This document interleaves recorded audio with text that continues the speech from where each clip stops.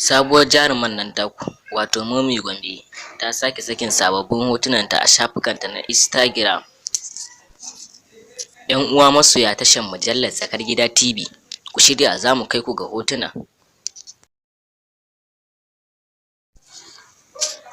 Idan kai baƙo ne a wannan tasha tamu mai farin jini, muna so don Allah ka danna mana subscribe, sannan ka taɓa mana alamar ƙararrawa ta yadda za ka ringa samun sababbin shirye-shiryenmu da zarar mun ɗora.